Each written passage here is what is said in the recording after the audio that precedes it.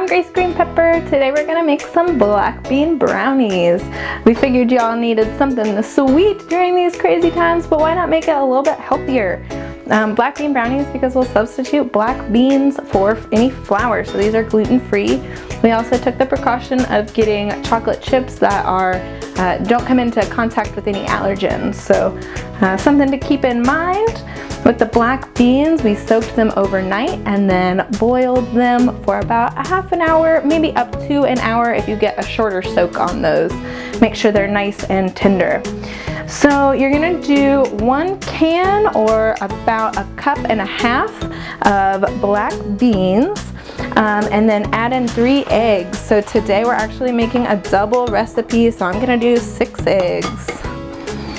Just crack them right in with our black beans, or you could crack them in with a separate bowl and add them later. Great. So now we've added in our eggs with the black beans. Those black beans actually came from Ivor and crew at Field Day Family Farm. Go see them at the Bardstown Road Farmers Market on Saturday mornings. A lot of our other ingredients were supplied by Rainbow Blossom. You can check them out at a couple of different locations around town. We're really grateful for their support. So now we're gonna add in some cocoa powder. The recipe calls for a 1/4 cup, so we're doing a double, which means we'll need a 1/2 cup. Cocoa powder is pretty bitter on its own, so we're actually gonna add some sugar and or honey to our recipe next.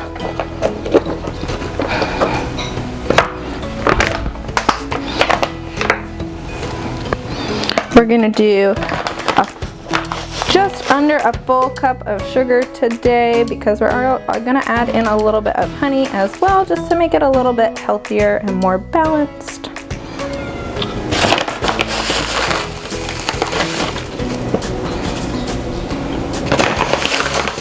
Last one. And about 2 tablespoons of honey.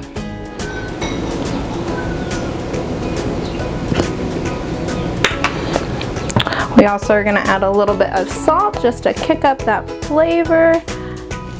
About a 1/4 teaspoon or maybe a little bit more for that doubled recipe. Next we're going to add some vanilla extract. The recipe calls for 2 tablespoons, so we're going to do 4 today.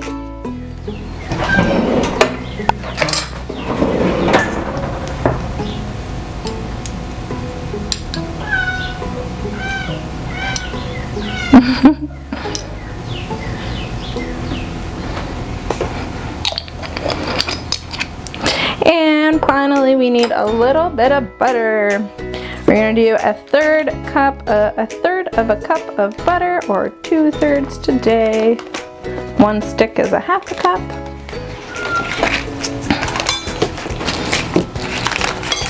I'm going to add just a little bit more, and then you will need a little bit more butter to butter your pan, your baking dish for the brownies. If you're making a single batch, we recommend using an 8x8 pan.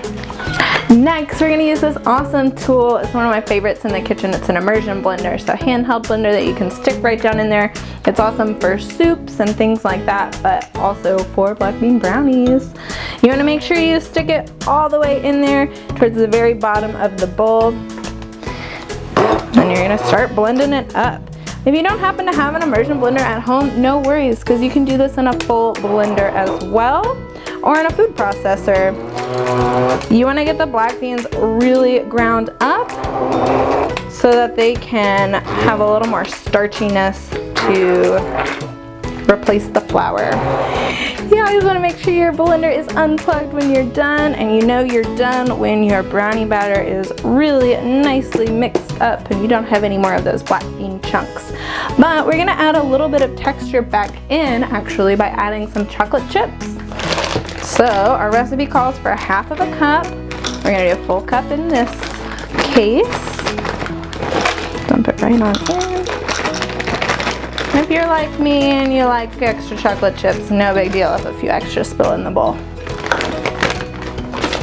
Then we're going to take a big spoon and mix it all up.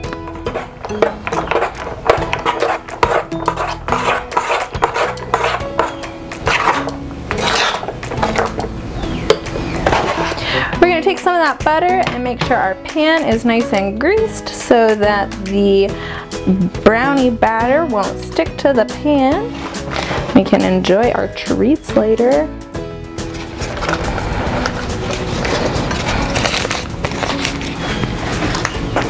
And we're gonna pour it in.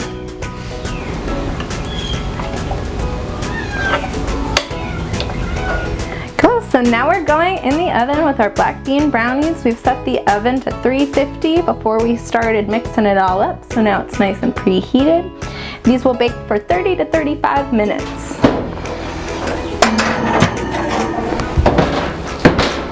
The great thing about these black bean brownies too is after you cut and cool them, you can store them in the fridge for 3 to 5 days and enjoy them throughout the week.